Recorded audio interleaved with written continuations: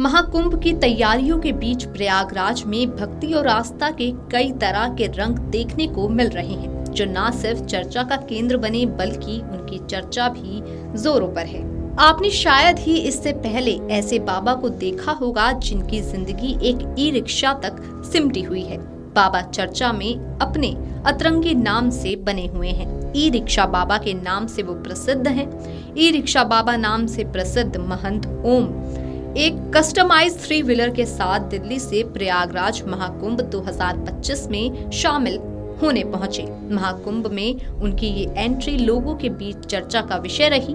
आसपास के लोग उनसे मिलने के लिए आतुर नजर आए।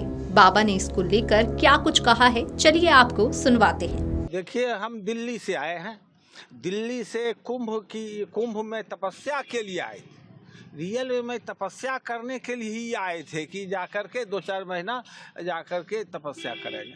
लेकिन यहाँ आने के बाद जो देखा जो वातावरण, इसमें ये हुआ कि ये तो कुछ नहीं है, ये तो नशा का शिकार है। कमेटी चाहता है कि हम हैं, वो जिसको मन होता है देता है, जिसको मन नहीं देता है तो नशा में है। और यहाँ क्या है कि जब वो रोड पर देखा कि जहाँ रोड पे गए उधर से आया तो प्रशासन का जो काम है कहेगा बाबा बाबा हट जाइए, रोड जाम होगी, ठीक है, दिक्कत होता है। और वहाँ के जिसके बगल में जाइएगा तो वहाँ पर जिसके नाम से काट दिया कि बाबा ये तो हमारे नाम से, आप आगे बढ़ जाएं। एक समस्या बनी हुई है। यह धरती बालू जो है वो प्रशासन का साधु को खेरखाही करने में, साधु को लेकर के अपना मनमानी करता है, अपना डिक्टेटरी करता है, डिक्टेटरी दिखाता है। उसमें कहीं रहने का जगह ही नहीं है। तो ये क्यों चल रहे हैं, किससे चलते हैं आप, कितना चलते हैं? हम वो यहाँ से दिल्ली से यहाँ आने में करीब 12-13 दिन लग गया। आते हुए अगर रास्ते में कहीं थोड़ा चार्ज भी करा लिया और दिन रहने पर गाड़ी चलती रहती है। थोड़ा धीमी चाल की गाड़ी भी है और धीमा चाल भी रखते हैं। अपना चलते हुए आते हैं, आराम से जहीं हुआ खाना खाया, फिर आगे बढ़े, फिर आए, फिर पढ़े।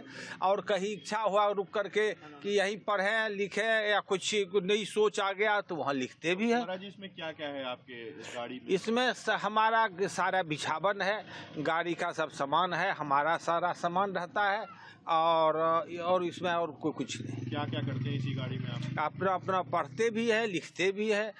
कहीं अगर कोई आदमी रोने वाला आ जाता है, जैसे कोई मरने वाला है, कोई मर भी रहा है तो उसको बचा भी देते हैं। ये नहीं है कि नहीं बचा देते हैं। खाना पीना भी इसी में होता है? हाँ, खाना पीना भी इसी में होता है। जा रहा है तो यहीं बना लिया, गर्मी रहता है तो बाहर बनाते हैं। और ई रिक्शा से ही क्यों चलते हैं महाराज? ई रिक्शा से चलने के पहले हमें एक लड़का है, वो हमें पेट्रोल गाड़ी दे दिया। उसमें 2000 से 2200 रुपया पर डे खर्चा हो जाता था। और उस पर कहीं कुछ गड़बड़ी हुआ तो 1500 मांग देता था। वो पुराना, हम तो एक तो घर द्वार त्याग करके साधु बना, उसमें अगर ठग या चोरी या गलत की बात उठता है तो साधुता पर वो क्लेम लगता है कि नहीं ये गाड़ी नहीं रखे। तो उसके बाद अजय वर्मा नाम का एक लड़का है, उसने हमको दे दिया गैस वाला गाड़ी। तो उसमें भी मैंने 1200 का लगभग दिन में खर्चा बैठे।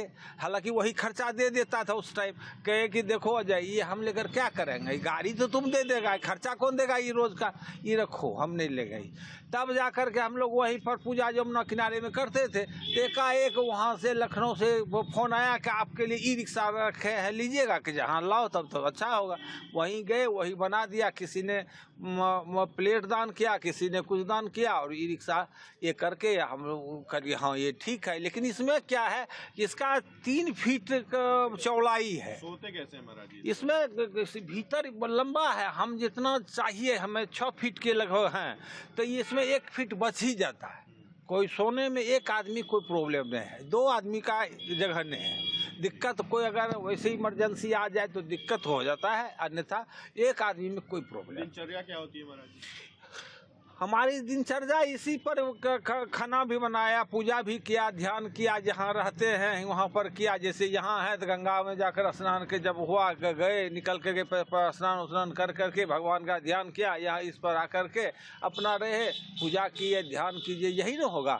हवन इस पर नहीं होता है, क्योंकि हवन के लिए आग जलना होता है, उससे लकड़ी की आवश्यकता है। इसे इसको तब तक हम पोस्टपोन रखते हैं जब तक गाड़ी में रहते हैं। अच्छा महाराज जी, आकर्षण का केंद्र है ये गाड़ी, कई चीजें लगी हैं इसमें, क्या क्या लगा है? इसमें सौर ऊर्जा लगा हुआ है, वो बाजार लगी हुई है, और भीतर में अथी पंखा लगी हुई है, मच्छरदानी लगी रहती है। जो जैसा जब परिस्थिति है ऐसा काम। भजन से कोई संदेश भी देते हैं महाराज? भजन से संदेश ये देते हैं कि देखो वह जनता को राम राज्य है क्या, मानव में दुख का कारण क्या है और कैसे मिट सकता है, इसी को मोटा मोटी दिखाते हैं और उसको ये एहसास कराते हैं। ये जाति तो कहीं जाति का आता है, जाति तो पुकारू नाम है। जैसे मान लीजिए कोई पुलिस है, उसको हम कह दें कि दूसरा नाम से पुकारें तो नहीं सुनेगा, वकील है तो हम कहें वकील साहब तो सुन लेगा। हम उसको पुलिस दी आइए तो नहीं सुनेगा, पुलिस को कहेंगे वकील साहब सुनिए तो नहीं सुनेगा। चाय वाले को कहेंगे चाय वाला तो सुन लेगा, पान वाले को तो पुकारू नाम है। वो तो हर जाति जो है वो कर्म का पुकारू नाम है। जाति तो मानव है, सबकी समस्या एक है, समस्या चाह एक है, सबकी समस्या एक है। इसलिए ये और इसको जो बढ़ावा देता है तो बढ़ावा देना माने क्या, ठगने की प्रवृत्ति से बढ़ावा देता है। हाँ, ज्योतिष भी देखा है। जब मैंने पहले कुरान को पढ़ा, कुरान से मैंने कुरान पढ़ा तो उसमें मैंने समझा, मैं सनातन में जन्म लिया।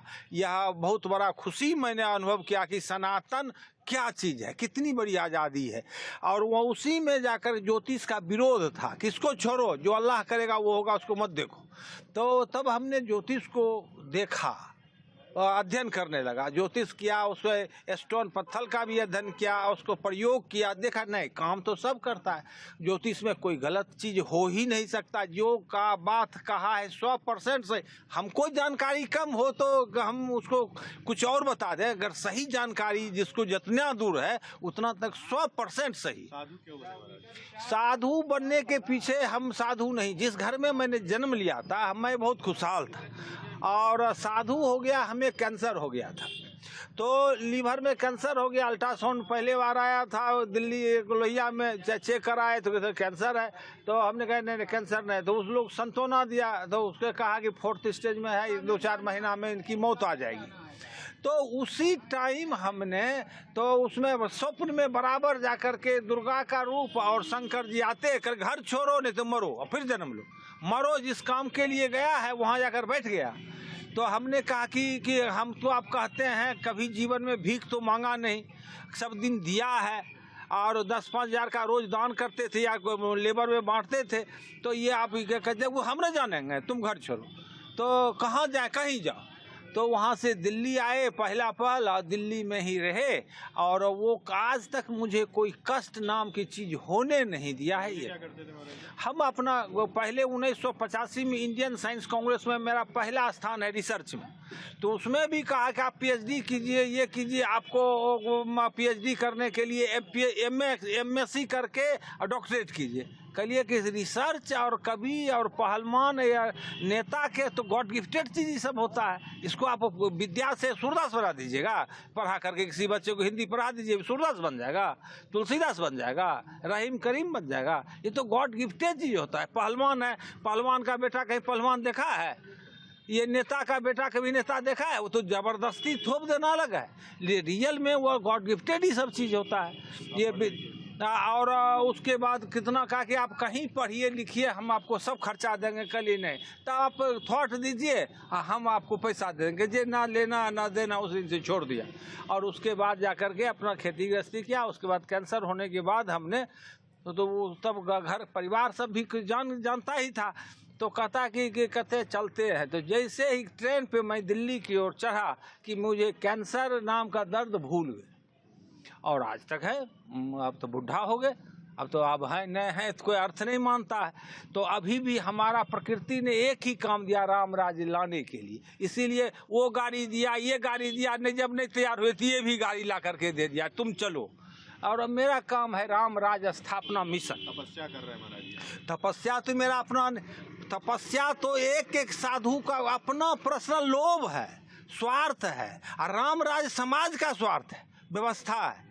हम तो स्वार्थ का काम करते हैं कि जो तपस्या करते हैं कि मोक्ष मिले, ये मिले, इसलिए करते हैं। वो तो मेरा लोभ है, स्वार्थी का काम। परिचय दीजिए महाराज जी। नाम बता दीजिए। मेरा नाम ओम तत्सत।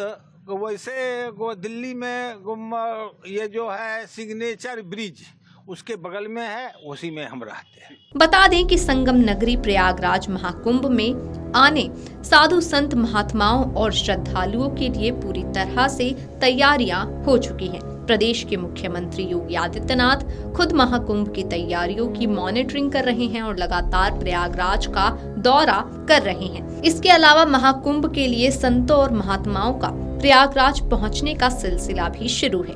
ई रिक्शा बाबा के नाम से महंत ओम प्रकाश शुक्रवार को प्रयागराज पहुंचे। खास बात ये रही कि वे अपने ई रिक्शा वाहन से प्रयागराज पहुंचे हैं, जो लोगों को अपनी ओर आकर्षित कर रहा था। प्रयागराज में महाकुंभ मेले की तैयारियां जोर शोर से चल रही हैं। विभिन्न अखाड़ों के साधु संतों के यहां आगमन का सिलसिला शुरू हो चुका है।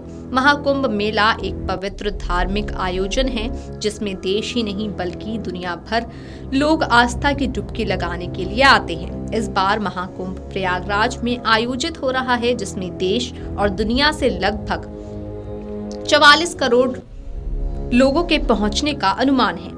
बहरहाल सुरक्षा व्यवस्था के भी कुंभ मेले में पुख्ता इंतजाम किए गए हैं। Video desk amarujala.com। अगर आप ये वीडियो YouTube पर देख रहे हैं तो हमारे चैनल को सब्सक्राइब कर बेल आइकन दबाएं, और Facebook पर देख रहे हैं तो हमारे पेज को लाइक करें। 8 मिलियन प्लस सब्सक्राइबर, आपके इस भरोसे के लिए बहुत धन्यवाद।